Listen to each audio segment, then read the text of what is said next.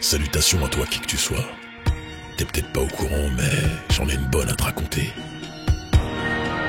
Écoute, la Flip Audio Story, des histoires courtes, urbaines et organiques.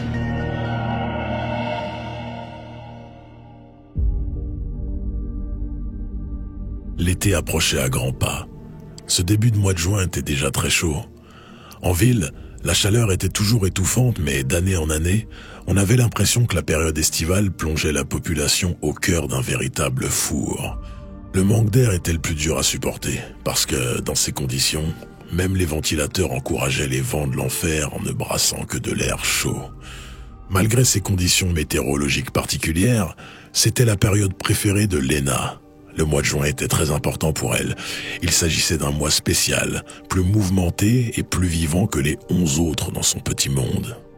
Un peu avant le 30, avait lieu le festival Japania, dans une des grandes halles de la ville.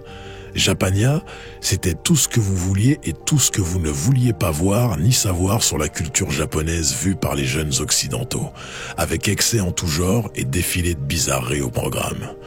Ce genre de manifestation rencontrait un franc succès déjà depuis un bout de temps, et même si on frôlait la caricature et le ridicule à maintes reprises dans la façon dont le Japon était perçu ou représenté du point de vue de l'Ouest, surtout lorsqu'on connaît le pays du soleil levant par le prisme unique du cœur, la jeunesse d'ici avait besoin de ce cirque. Besoin de ces outrances, besoin de ce tableau peint au jaune fluo et encadré de cadres plastiques toxiques pour s'éclater, se lâcher et voir autre chose que la mélancolie de liège brunâtre que lui offrait le quotidien local. La réalité de Léna n'était pas toute rose, loin s'en faut. Elle tentait de mettre un filtre coloré sur les jours qui s'enfilaient un à un sur la corde de sa vie troublée, comme les perles sur ses nombreux bracelets, mais elle luttait heure par heure et minute par minute pour tenir le cap. Les bâtiments de l'école devenaient pour elle un lointain souvenir.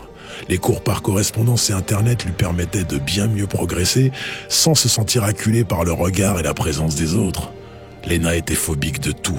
La peur guidait sa jeune vie et peu de choses lui avaient été épargnées jusque-là. À 10 ans, elle avait cessé de parler. À 12, de s'alimenter normalement. Et l'année dernière, à 15 ans, elle vivait quasi recluse dans sa chambre, se mutilait les soirs de peine plus durs à supporter, avec pour unique hublot sur l'extérieur le rectangle lumineux de son ordinateur portable. C'est la raison pour laquelle Japania représentait énormément pour cette gosse en difficulté, car il s'agissait d'une des rares occasions où elle prenait le large de l'appartement glauque de ses parents, et le seul moment où elle rentrait en contact avec ses semblables, sans en souffrir plus que de raison. Parmi ces violons d'ingres acidulés qui l'aidaient à s'échapper de la sinistrose ambiante, en était un qui dépassait tous les autres en temps et en implication. Léna faisait du cosplay. Cos pour costume et play pour jeu, de la costumade en somme. Et cette activité présentait l'avantage de mobiliser nombre de vertus pour elle. Une structure apaisante où les choses s'emboîtaient enfin avec une logique qui suivait sa nature. Elle fabriquait ses pièces de vêtements très spéciaux à la main, dans le but de reproduire le plus fidèlement possible l'allure de personnalité fictive. Pétrie de culture manga, elle avait jeté son dévolu sur un personnage nommé la Duchesse Tintintin. Étonnant mélange entre une jeune fille dotée de pouvoirs surnaturels et une loutre cendrée, animal bien connu des Nippons, chez qui il symbolise la dualité, aussi bien le pire que le meilleur, la stabilité que l'agitation. Une ambivalence toute désignée pour que Léna s'y retrouve intuitivement. Apparu il y a des années en bande dessinée, avant de devenir une des stars d'un dessin animé à grand succès intitulé « Au-dessus des nuages de Shuri », ce personnage original et attachant a toujours eu l'affection des connaisseurs et a toujours suscité l'intérêt des passionnés. Léna se retrouvait dans la Duchesse Tintintin qui, au gré des situations rencontrées, pouvait commander au vent pour qu'il souffle et écarte les malfaisants ou, au contraire, porter au nu les bien intentionnés. La jeune Léna rêvait de posséder de telles capacités, un tel pouvoir. Tout serait tellement plus simple, plus juste, plus beau. Mais la vérité était dramatiquement différente. En vue du salon Japania, Léna passait donc une grande partie de son temps libre à chercher, assembler et fabriquer son costume de Duchesse Tintintin afin de pouvoir s'y glisser et le présenter le jour J. Elle arborait la peau d'une autre en cette occasion unique au milieu de 364 autres perdus. Elle ne revêtait pas la peau de n'importe qui. Pour ceux qui la voyaient ainsi accoutrée, elle était la duchesse surnaturelle. pas la pauvre Lena et ses problèmes qui disparaissaient derrière les morceaux de mousse, de tissu et de latex soigneusement cousus et collés pour vivre complètement cette transmutation figurée, mais qui, dans l'excitation générale et l'énergie générée par tous, devenait quasi réelle. Sur Internet, Lena faisait des émules. Il s'agissait de sa deuxième participation au salon et sa première apparition déguisée lui a valu les honneurs de toute une petite communauté qui la suivait virtuellement, commentant les aventures de leurs personnages préférés au-dessus des nuages de Shuri, l'imaginant vivre encore d'autres péripéties inventées par eux. Ils se laissaient aller à croire qu'elle interférait dans leur propre existence pour la rendre plus féerique.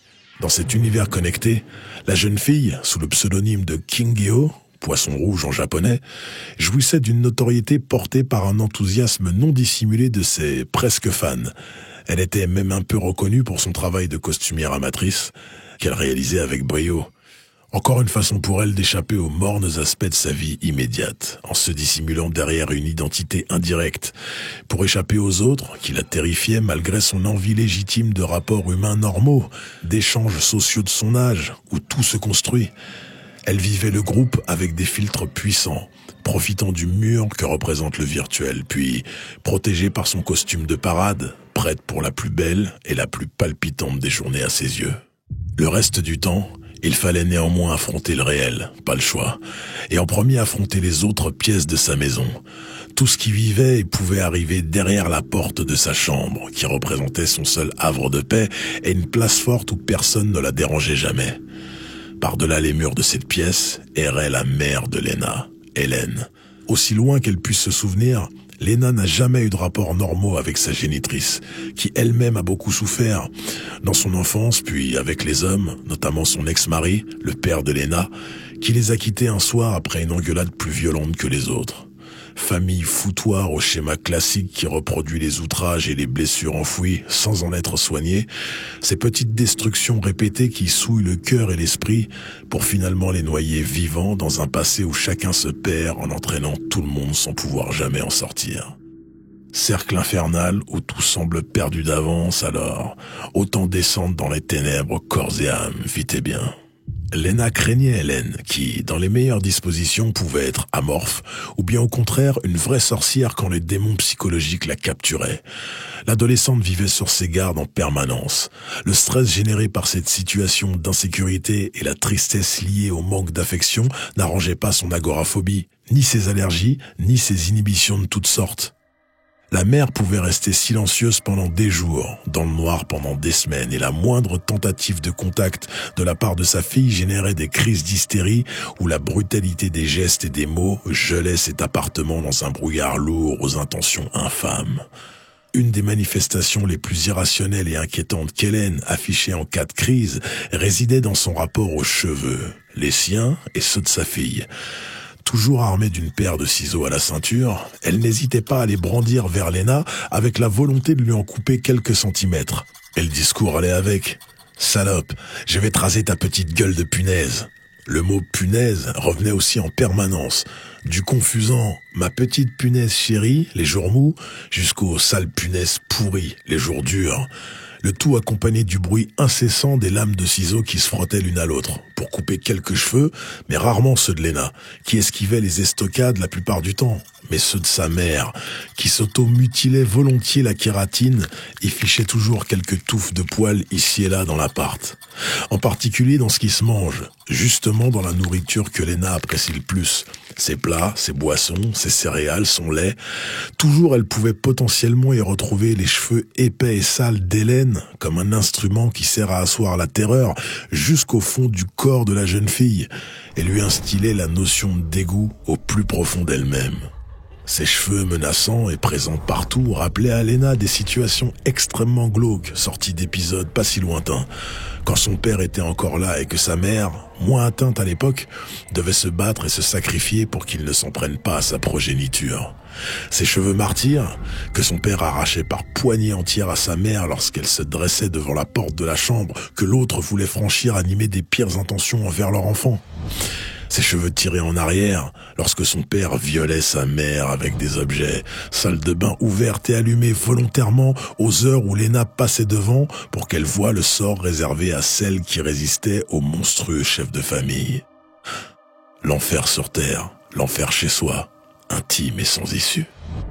Le tissu sentimental de Lena n'était pas simplement cabossé, schématiquement, il était détruit. Que pouvait-il rester d'autre que des lambeaux, lorsque ce qui est censé être fondateur et stabilisant pour tout le reste de l'existence ressemble à une foire odieuse dans un carnaval de perversité, organisée dans l'insoutenable léthargie d'un couloir de la mort? Mais la corne qu'avait créée la dureté du chemin de la jeune cosplayeuse sur son âme innocente honorait tout de même son rôle de tampon protecteur. Lena avait finalement des ressources pour tenir encore debout dans ce contexte tout à fait hostile et absolument anxiogène. Malgré les dommages collatéraux nombreux et irréversibles que toute cette merde avait créés en elle, elle avait choisi de vivre. Et c'est ce qu'elle faisait, en portant le poids, invisible aux yeux des autres, d'une armure à ce point solide, dans laquelle son innocence et sa pureté étaient si profondément enfouies que personne ne pourrait les souiller davantage, quitte à ce que cette carapace ne laisse plus jamais passer aucune lumière vertueuse.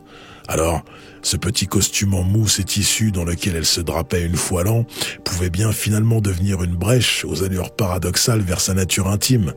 Le cosplay comme un tunnel déguisé de confettis colorés vers une petite lueur qui lutte au fin fond d'une puissante obscurité. Une lueur, justement, une petite flamme qui restait vive au milieu des ouragans de la vie de la jeune fille. Il y en avait une en particulier, qui portait le nom de Kaito. Connecté par l'intermédiaire de la fibre optique des nuits entières, Kaito était le petit coup de foudre platonique de Lena. À l'âge où les hormones bourgeonnent et où les émotions possèdent, ce jeune japonais aux 15 printemps, vivant à Paris aux côtés de ses parents, globe-trotteur de fonction, déployé partout où les services de l'ambassade du pays du soleil levant en avaient besoin, affectionnait la douceur et la sensibilité de Lena. Et les deux adolescents entretenaient une relation complice qui ne porte pas de nom, sans jamais se voir ni se toucher.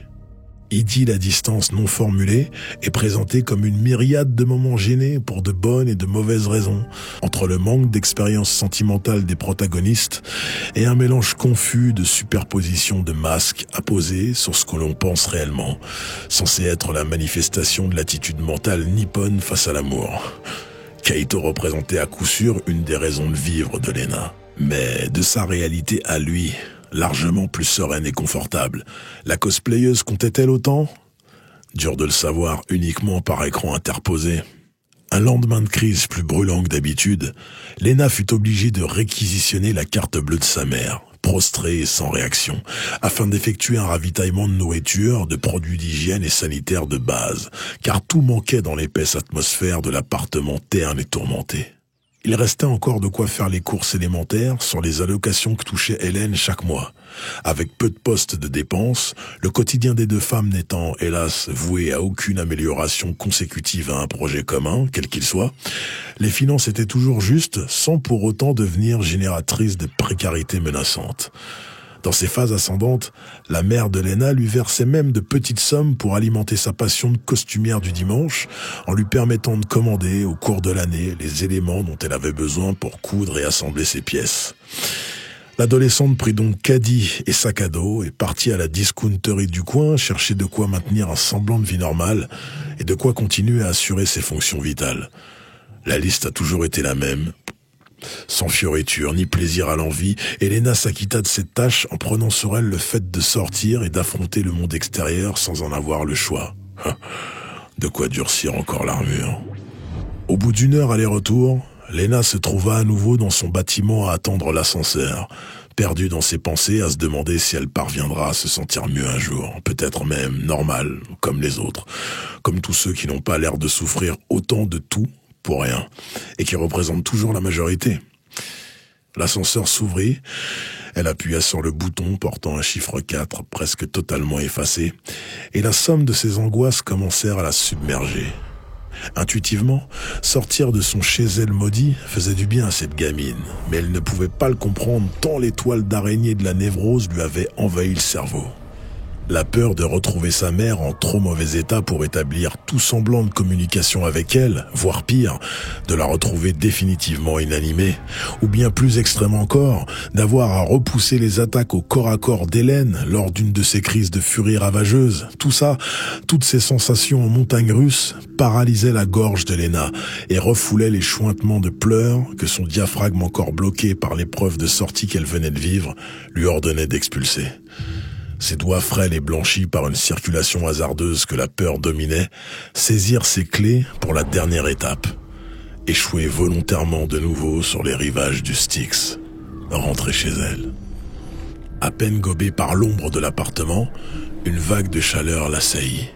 Une sale tension était encore palpable dans les lieux. Quelque chose de mal s'était passé. Le danger avait fait un pic avant de s'aplatir. Mais elle pouvait sentir physiquement ce genre de phénomène, dans ses tripes, dans son sang. Avec un mauvais frisson qui parcourait la racine de sa nuque jusqu'au coccyx, elle avança lentement dans la pénombre du couloir qui séparait le salon de la cuisine et des chambres, posant précautionneusement les sacs de course au sol, sans faire trop de bruit, en cherchant l'ombre de sa mère qu'elle s'imaginait jaillir de tous les coins, ciseaux en main et pourvue des pires intentions. Les pièces que parcourait la jeune femme, c'est-à-dire toutes sauf sa chambre, semblaient totalement vides, mais faussement calmes. Et, sur ses gardes, elle atteignit la cuisine en dernier pour y découvrir ce qui ressemblait à une petite boule de cendre grise ou un amas de serpillères sales à la teinte crasseuse indéfinie. C'était bien Hélène, la mère de Lena, qui gisait là, vivante mais épuisée, comme après chaque engueulade ou point culminant de crises de parano aiguë auxquelles elle cédait régulièrement. D'abord soulagée d'avoir évité un épisode toxique de trop en agissant sous les grâces du hasard, la jeunette se mit à flipper de plus belle lorsqu'elle constata que la porte de sa chambre était entr'ouverte. Erreur qui pouvait avoir de lourdes conséquences en son absence car sa madré maléfique était capable de tout la concernant. Et si Lena n'était pas là pour défendre son paradis miniature, où se traçait donc la limite entre la pourriture du réel et le monde imaginaire où elle pouvait souffler ? Lena pressait le pas pour pénétrer dans sa chambre et vérifier que tout était en place. Mais dès les premiers centimètres, les signes annonciateurs d'un drame étaient clairs. Partout des fils, des morceaux, des bouts de tissu arrachés, déchirés rageusement et d'autres pièces encore sciemment découpées dans les coutures, au ciseau. Les heures et les heures de travail et d'amour qu'elle avait dédiées à la confection de son costume pour le salon Japania avaient été détruites en un instant de folie de sa mère. Son projet rédempteur annuel réduit en lambeaux. Lena vit ses espoirs anéantis et la tragédie de ce qu'elle subissait tous les jours la rattrapait jusqu'à son dernier refuge. Elle se laissa tomber lourdement sur son lit, patchwork de misère, sans même penser une seule seconde à la responsable de ce désastre qui décompensait près du four sur le sol de la cuisine. Tout n'était en cet instant pour Lena que tristesse blanche et sèche dans un monde désespéré.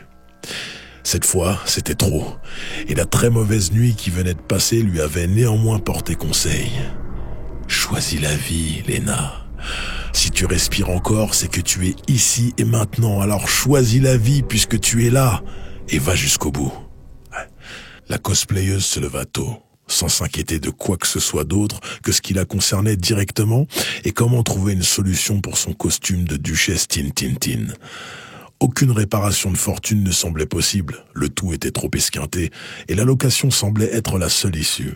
Évidemment, aucun déguisement disponible n'égalait le cachet et le rendu de celui qu'elle avait fabriqué elle-même.